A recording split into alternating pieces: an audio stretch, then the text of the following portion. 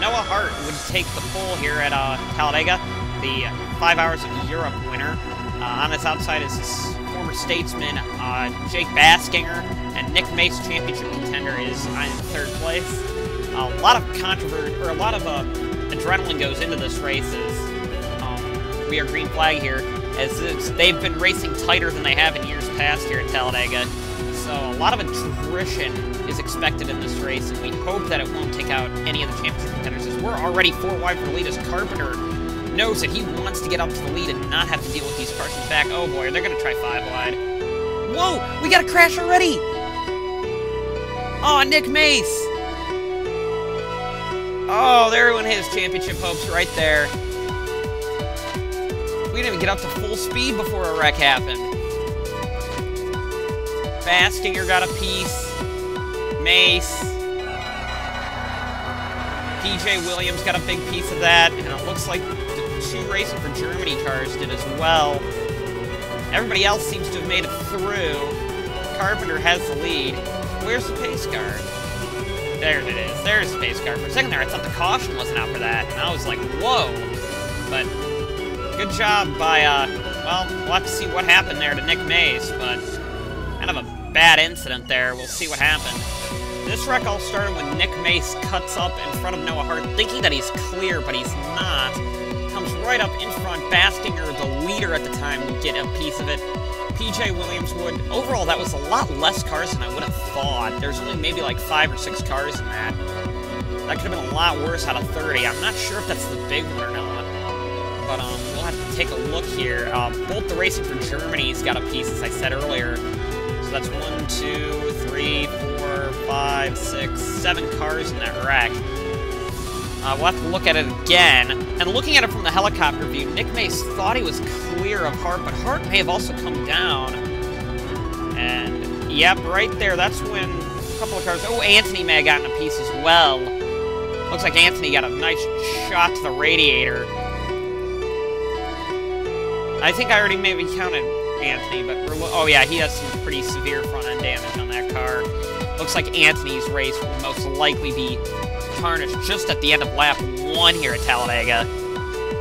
Not a good run for him. Not a very good luck for him. On board with James Silverfox, the wreck happens in front of him.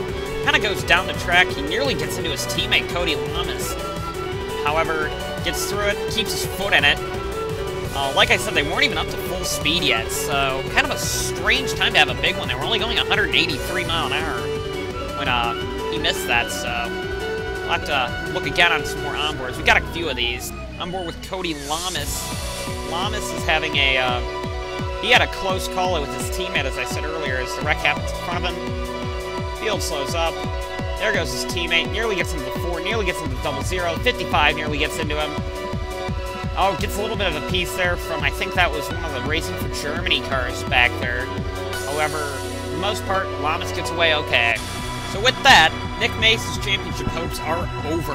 And that means there will at least be, or there will be at most 3 cars in the championship fight, as the field will take the green flag again. 2 cars fell out. We have some cars that are pretty slow in the back.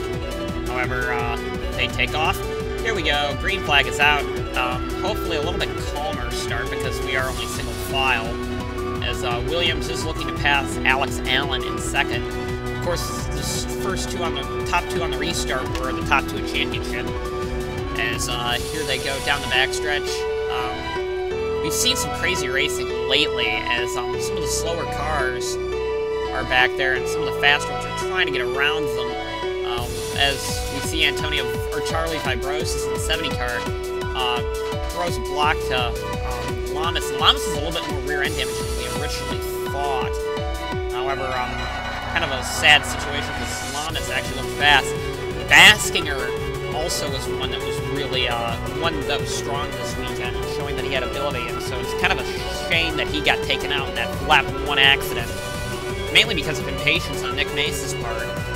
DJ Curtis would cycle into the lead. Yeah, this has been becoming a kind of a cycling race now. Hopefully they remain this calm. We also have James Silverfox in his own CBM BMW back there. He's in this lead pack as well. A lot of drivers we thought were going to get their first win today. Ian Dutta's one that has been fast all weekend. And the Red Bull cars have been really amplifying the speed that you can kind of get out of this track, as DJ Curtis and the 99 car are fighting with each other for position. It looks like the 99 has help from DJ's teammate.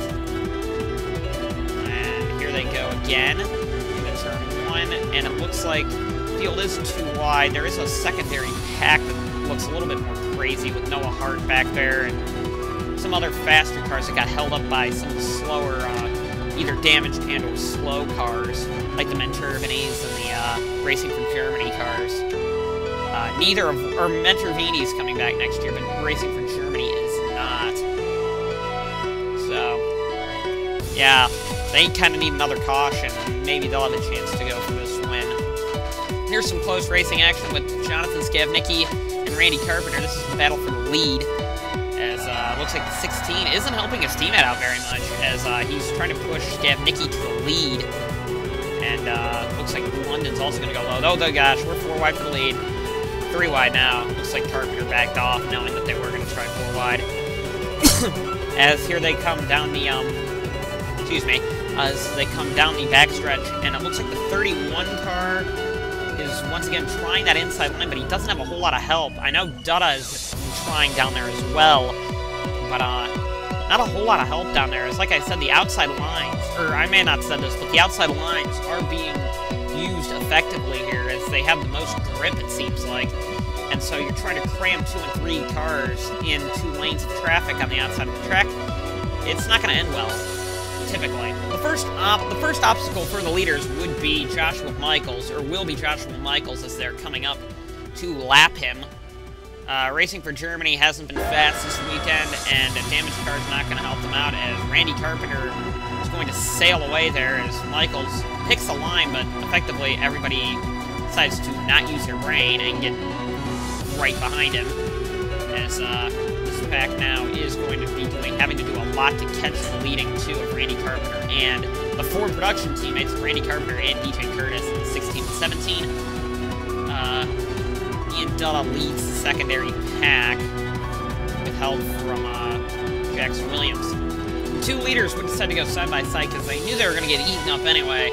If they go side by side, they kind of will get another drafting help and maybe collect some fuel mileage out of this race. As the field is, as the pack is catching them rather quickly, actually, as there are a lot more cars in this pack than the 2 leaders.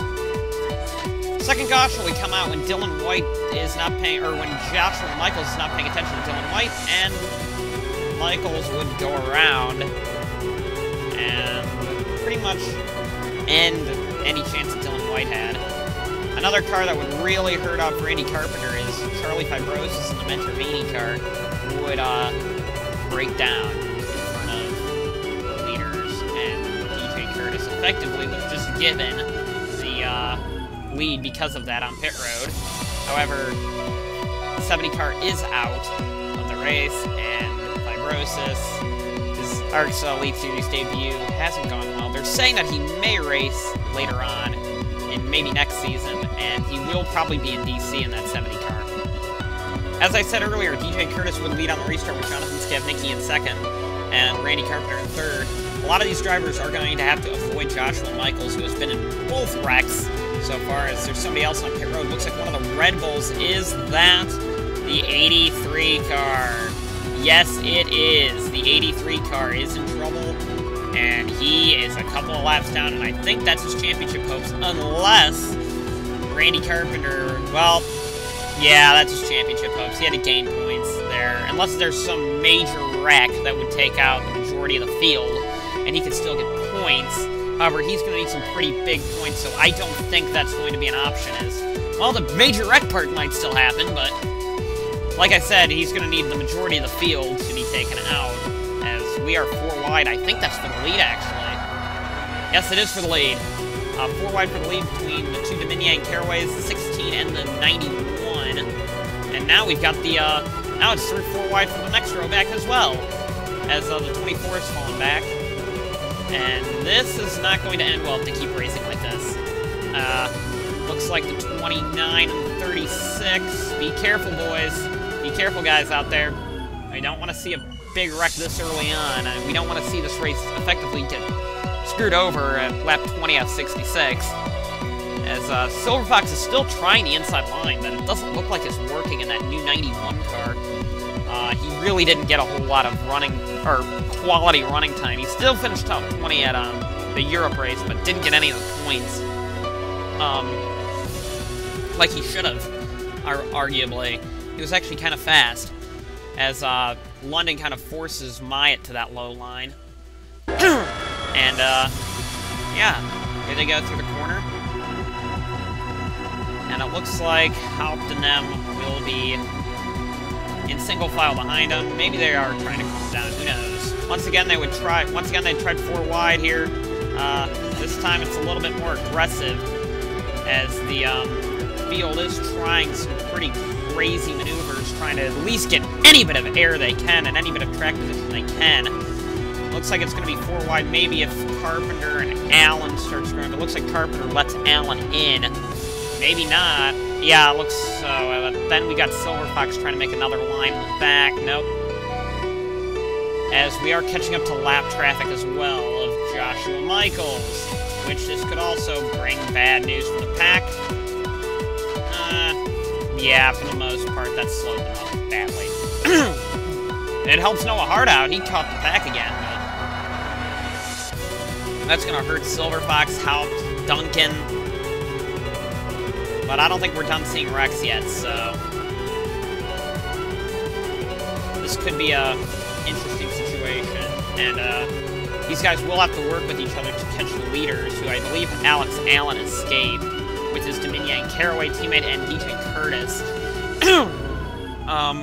Kenny Myatt in 4th, or the next car back, yeah, 4th, and then right now they could work together. It looks like Silver Fox may lose the pack in the 91 car, and it looks like that is definitely the case. Silver Fox is going to lose the pack in the draft. It's a tough race for the 91 car. The CDM cars haven't had a really good luck ever since they came in. We are expecting them, though, to be strong, as they've been working with BMW longer than most of these teams are going to be working with their manufacturers when it comes to Season 16.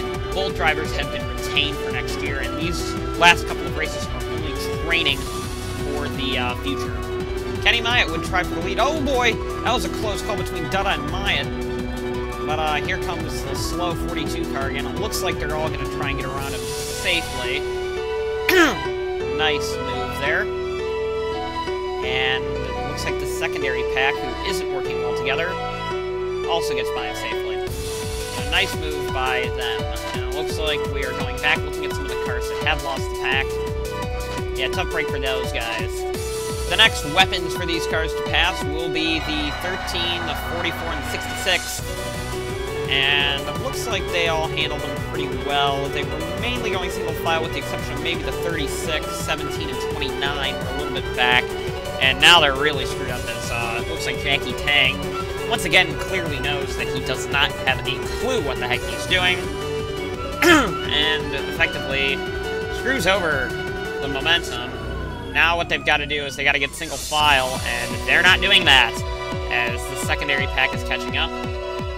Looks like Demax may benefit from that. And maybe Haupt? Nope, Haupt pretty much gets slowed up by it. Not good for them.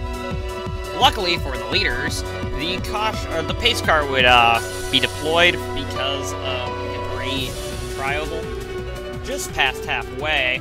So the pack would get regrouped. However, there is quite a few cars a lap down that could pose an issue.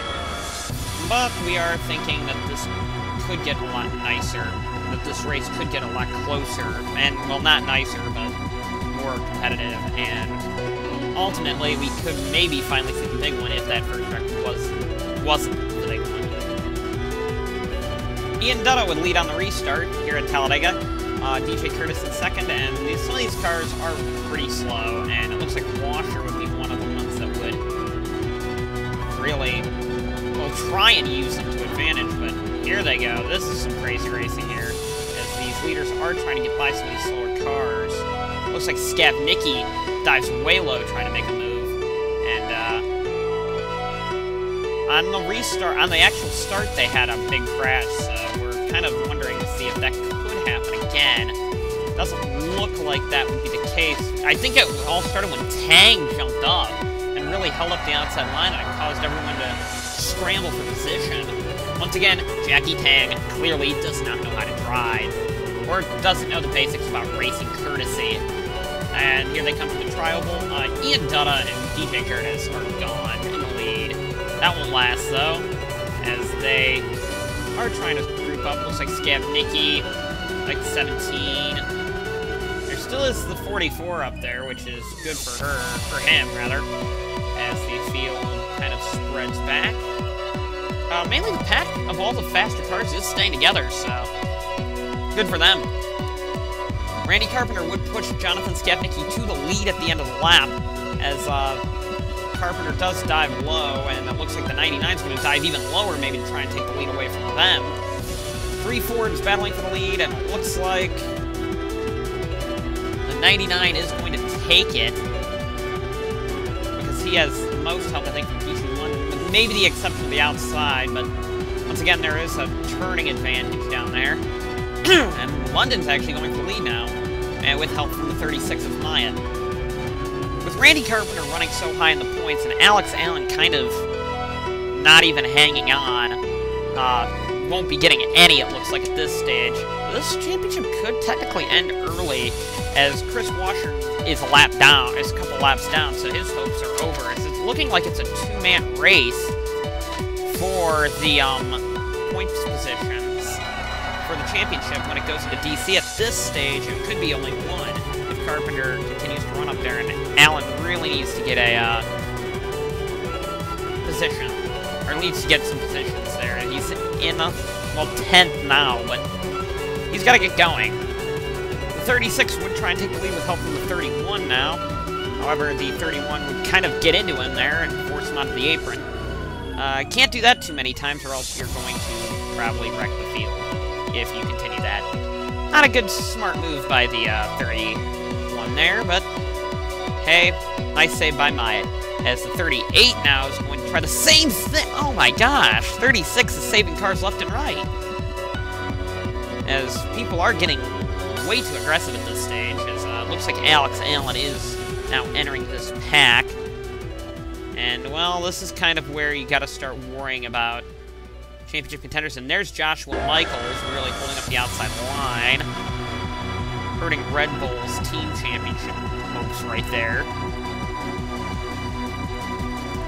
And that would spread out the pack into two distinct factions. Now it would be down to the 84 and the 30, and the 99 are starting to push each other, get up to the field. Alex Allen would seemingly avoid that mess, so if Allen beats Carpenter, we could have a pretty nice battle going into DC.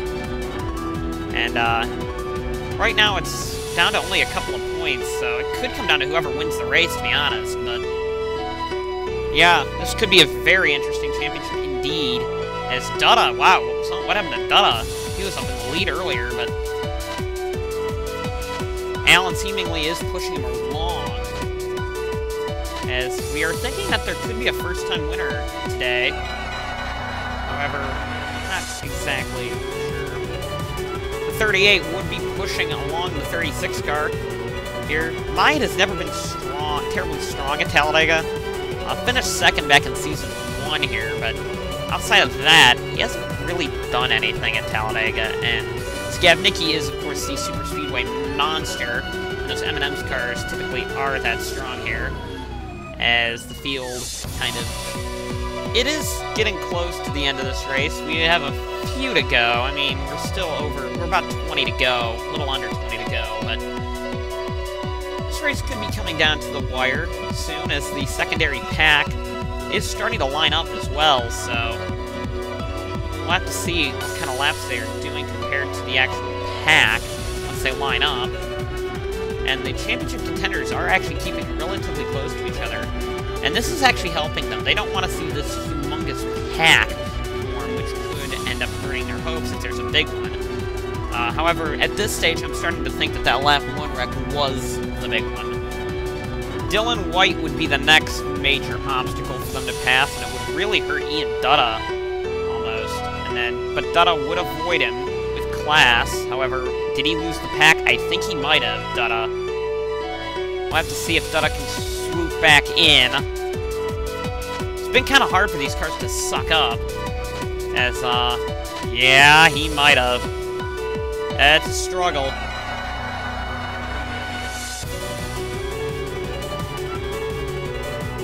It's a struggle, and it looks like maybe with help from Curtis, Dutta will rail him back in, because Dutta is one of...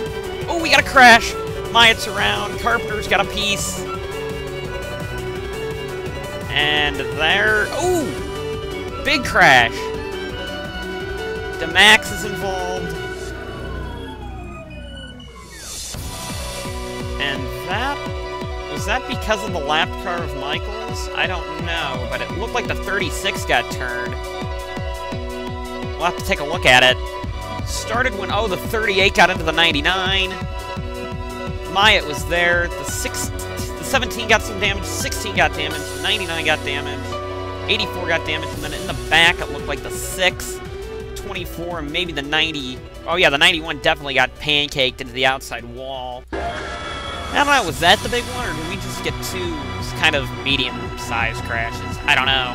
However, looks like the 99 and, well, now Alex Allen's got a definite chance in this championship now, because it looks like Randy Carpenter's got some front-end damage, and some pretty severe ones at that. Some pretty severe damage at that. We're gonna ride probably on board with him. We have an onboard camera with him. Next, we are on board with, as I said earlier, the Randy Carpenter. As, yeah, it's clear that the 38 got into the 99, forcing them down across the 36 bumper. Actually, the 38's the leader. But, yeah. We are on board with Eric Burton now. Eric Burton, I think, was one of the cars that made contact with coming up the track, and it looks like they are slowing down, but right there, Ian Dutta should have had a spotter telling him there are cars coming up, but they shouldn't come up like that. But, thank goodness everybody came out alright in that wreck. That could have been a whole lot worse. We are on board with Dutta. I was saying that Dutta was losing the pack at this time, but was rejoining it. He is doing a nice job avoiding the pack. Really kind of got into the 16 cams up the track. Doesn't know that the 6 is there. And... yeah, that was his race right there, Don. Just from that incident. I said earlier that Dutta was probably out. However, Dutta is coming back into this race. However, they have many issues there, and I think Red Bull has ended his team championship hopes right with that. And yeah, Carpenter didn't have a hood either, so... yeah, this is Alex Allen's race to gain, I think. Alex Allen is, right now, doing quite well. And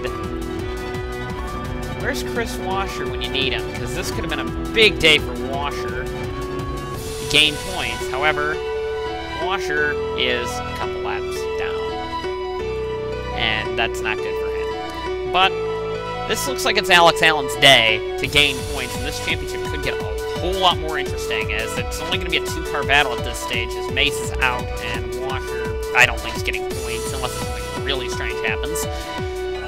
But, Talladega typically does that, and as long as there isn't another kind of strange wreck, this is Allen's race to gain points.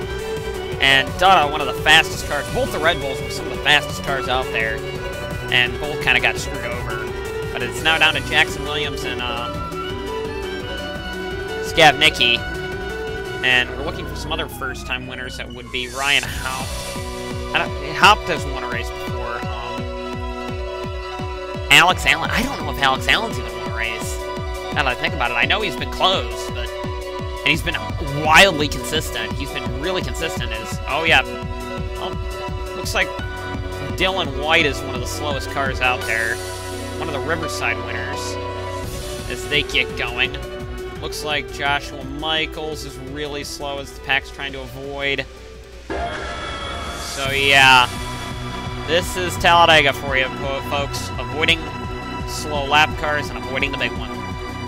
And it looks like Skabnicki doesn't have a lot of help, and it looks like Williams is going to the lead. That was probably what Alex Allen was hoping what he would do, is at least get Skabnicki out of the way and push one car up to the lead, because the more points you get, the better the championship outcome for you might be. And it looks like Jackson Williams, and it looks like Alex Allen could be in a nice position here.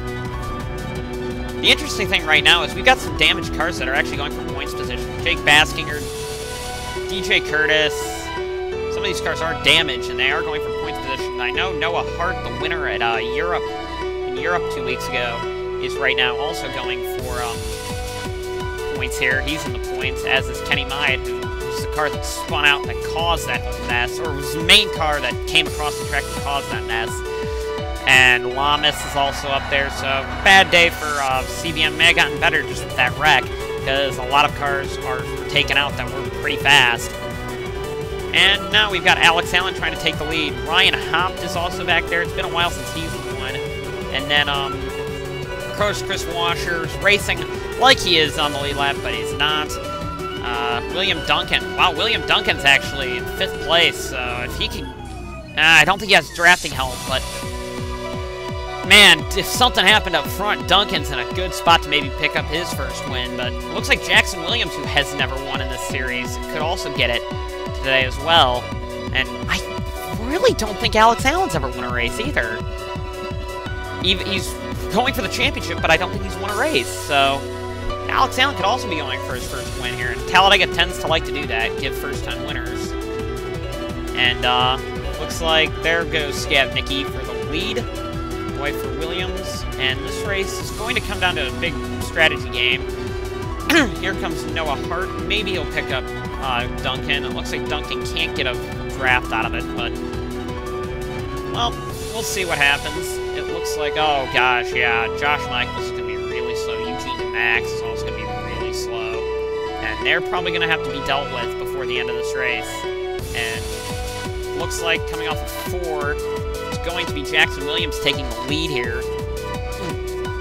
Right now, we're looking at how many points Alex Allen can get. Because if Alex Allen can get points, and they're black flagging someone, I'm not sure who. But, Alex Allen right now is, really, depends how many points he can get to determine kind of what this championship's going to do at DC. And like I said, it's only going to be a 2-man battle between Allen and Carpenter. And with Carpenter not doing well today, that can't bode well. That may not bode well for him later on. Here is Eugene DeMax, and this was a big concern as they really got slowed up there. And this is going to, I think, help out William Duncan and them. Although they were far back, so maybe it won't help them out that much. However, I was thinking it might. There is another lap car that they will have to deal with Joshua Michaels. And that's coming up as well soon. And Skabnicki is leading this race as Williams has kind of fallen back, and Hopt definitely has lost the pack. And Skabnicki does a nice job. Washer, the lapped car, is going to get held up. And it looks like Skabnicki's going to run away with this all by himself. And Hopt, I'm not sure what Hopt's doing, but... And it looks like the pack in the back actually is doing a nice job trying to get by slower cars with Eugene DeMax. So if they can do this, maybe they'll have a chance, I'm not sure. But it looks like Duncan got held up a bit. It looks like Ryusu will as well. And looks like along with Duncan will be the 88. Looks like it's down between Skabnicki and Allen for the lead. Williams is also up there, as looks like Hopt is too far back, Ryan Hopt. And it looks like it's a 3-car battle for the win now. 3 laps to go for the top 3. And it looks like Skavnicki will lead that lap as Williams is trying to set himself up for the lead, but Allen's holding on up there with the 38. Like I said, that outside line is definitely going to be a force to be reckoned with today. And it looks like here comes... We've been documenting this, but it's not nearly enough of a pickup these guys have been getting. So I think it's going to be down to these 3 cars, unless if it turns to a green and white checkered, and then who knows what will happen. Cameron DeLeese has an issue. Not much he can do. And Randy Carpenter will not be getting points today. So Alex Allen, it's all going to depend on if he finishes second or third. First, second, or third could determine what the championship is going to do, because Allen, I believe, was 9 points back. 9 points or 11 points back. And by gaining 25, he would get a big points haul out of this. And they're 3 wide for the lead, with Eric Burton up there slowing them down. Slowing the 38 down, as it looks like it's a 2-man race now, as Skavnicki is out of this. So it looks like I think we're going to get a first-time winner today between Alex Allen and Jackson Williams. I don't think Skavnicki has any hope right now, as we're getting the white flag this time. He would need one heck of a draft to get a chance, and I don't think he's going to get that. Oh, Silver Fox has an issue. And here they come. Alex Allen looking down low on the final lap. Will it be him or Jackson Williams? Jackson Williams has the outside, so I think Alex Allen might get this win here, but that's kind of what Skavnicki wants to see. Skavnicki's definitely going to play a part, since they're side by side. He's going to definitely come up and push whoever he wants. And since he's a Ford driver, maybe he'll push the 99, and it looks like that's what he's doing. He is going to push the 99 for the Fords, as he does kind of want to see the 17 win the championship. And it looks like definitely, I think that's going to put Alex Allen to third, because Jackson Williams is going to get his first ever ARCSOA Elite Series win here at Talladega. Second place will be Jonathan Skavnicki, and third place is going to be Alex Allen. Not kind of what Alex Allen wanted to see, but he will get the points lead out of it. He'll only get 15 points, but not instead of the 25 that he would have gotten. However, he would get it. Fourth place would be Ryan Haupt. Fifth place would go to William Duncan, and sixth place Jacob Hart. Seventh place Noah Hart, and eighth place Cody Lamas. That team is not going for points, though. Ninth place is Myatt, and 10th place is Baskinger. As we will go to the final order. Coming up right now, the 2 drivers fighting for the championship will be Randy Carpenter and Alex Allen, our point leader.